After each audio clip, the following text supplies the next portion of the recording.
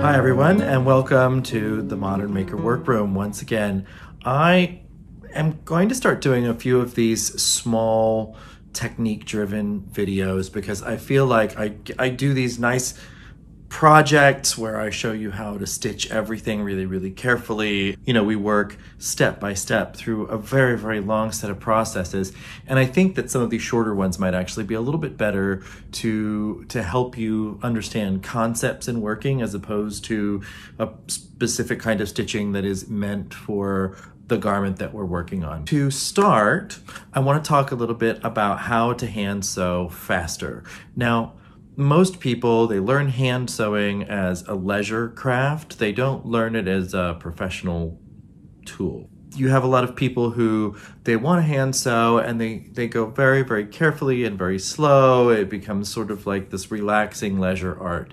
But when you think about it in terms of what professionals used to do in the 16th and 17th century and the 18th century and the 19th century, like every moment before you reach the world of sewing machines and really rapid manufacture, people had to sew quickly in order to get work done in an efficient amount of time so that they could make their money and they could move on to the next client. So in that vein, I want to talk a little bit about the things that will save you time while you work. For starters, use a thimble. I don't understand why people don't want to use thimbles, or maybe there's just a lack of information on how to use it properly. But I'm going to do a short little video at the end of this to show you how to properly hold and use the thimble so that you can take your stitches well. And then the second thing that I want to talk about is the choice of needle. Now this has I don't understand why, but the choice of needle is something where people almost have a level of snobbery about it, which I don't fully understand, because to me it is the most basic of tools, and I don't really understand why people get so worked up about, well, this is what I was taught to use and I'm going to use it. Well, okay, great. But if you're sewing really slow and you're working in my shop, I'm gonna have to tell you to find a way to work faster, because we don't really have time for, you know, careful, laborious hand sewing. Like, you need to be able to whip through it. So if you watch my hand sewing videos, you'll notice that I use quite a short needle. And I was trained as a tailor versus a dressmaker. And I think there's a little bit of a divide between the kinds of needles that are used. Dressmakers tend to select a long, thin needle. And the reason that I've heard for this is because it is less stressful on the material somehow. And I really believe that if you're using a high quality textile and your needle is sharp, it's going to go through the fabric the way it needs to go through the fabric, whether it's a long thin needle or a short fat needle. As long as it's sharp and it doesn't have any, you know, any rough edges on it, it's going to be great. You'll be able to work with it. Now, you might choose a thinner needle if your fabric is really densely woven. For example, when I'm stitching with wool, I'll use a really thick needle. I'll use like a number 4 or a number 5 quilters between, because they're really heavy and I have good grip on them, and they can take a good sized thread, which is usually what I'll use for hand sewing a garment together. I tend to use a heavier thread than you would normally use in a sewing machine. So the larger the hole that you make with the needle, the less friction there is on the thread and the less likely the twist is to be pushed down the thread. And what I mean by that is, if you take a piece of thread and you grip it really tightly and you run your finger down, you can see the bottom of it spinning around. And that's because you are pushing the twist of the thread down the thread to the end that you're not holding. And every stitch will do that. So the larger you can make the hole, the less your thread is going to kink and twist. One of the reasons of having a good short needle also is that it shortens the distance your hand has to travel to be able to grip the needle. As you push through the fabric, you've got your thimble behind it and you're shoving with the head, and like the second your finger hits the textile, you can grab your needle and go. And it's very quick and very easy to move your hand along in really small, quick motions. And depending on the stitch you're doing, that can be very efficient because you can take 3 stitches at a time before drawing your thread through. You can't really do anything like this with the back stitch family because of the nature of the path of the thread.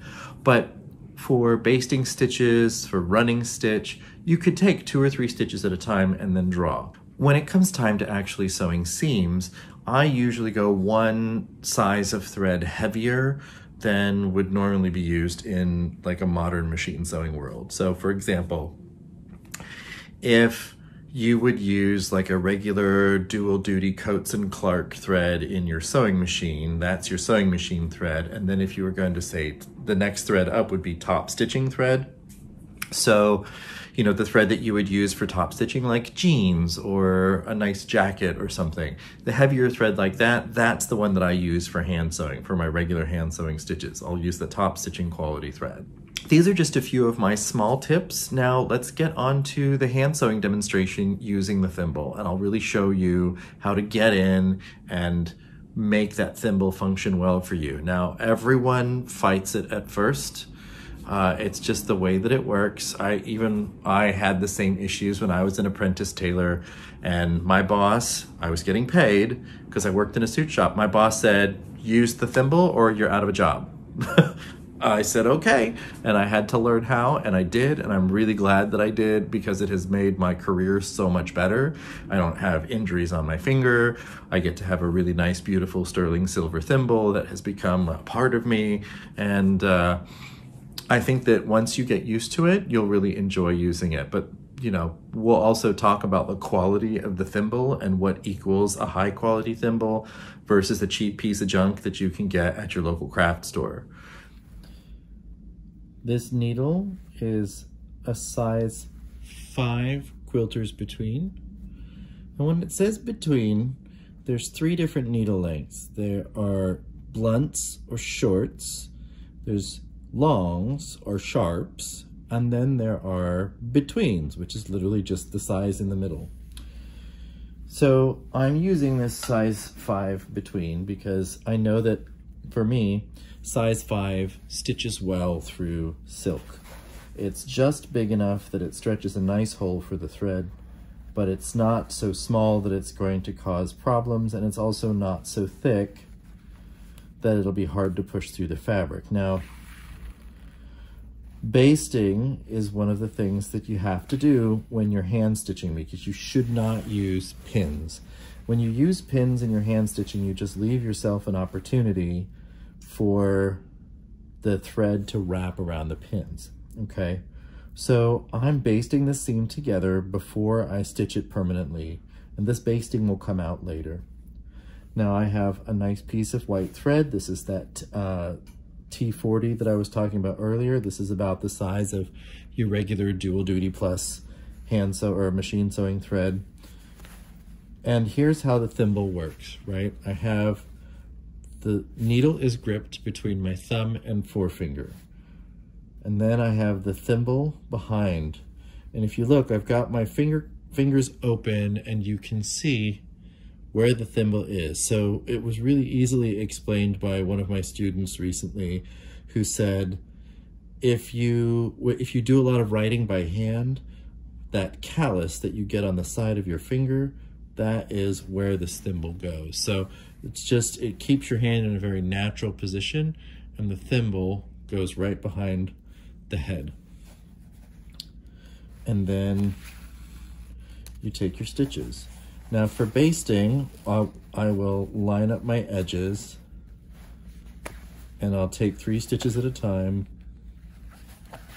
and then I'll draw through. You see how fast that goes? And you get really used to curling your thimble finger up. It should stay pretty curled. This is about the position that it should stay in. And you get really used to that finger just going, like, as soon as the stitch is drawn, that finger goes right back behind the head of the needle. Now we're about to start our back stitching, and I'll show you how the thimble works with that. But first we're going to tie the knot in our thread. Usually I moisten my fingertip. I will grab the very end of the thread between my thumb and forefinger, and then I'll wrap once, and then I will roll off the tip of my finger with pressure, and then I put my fingernail kind of right on the end of that roll so that it doesn't move, and then I just pull the thread, and it creates a nice fat knot at the end that isn't going to go anywhere when I work. And again, you can see how important it is that finger stays curled. So usually as I get to about here is when my hand will naturally put that thimble back behind the head of the needle. It's right before I plant the needle down and take the stitch. I know I said not to use any pins. However, you can take a pin, and if you're sitting like this, you can pin into the fabric of your pant, and it gives you something to pull against, which helps you work more efficiently, because then you're not worried about repositioning the fabric. You see how quickly those stitches are happening? And I'm not even warmed up. This is kind of cold stitching for me.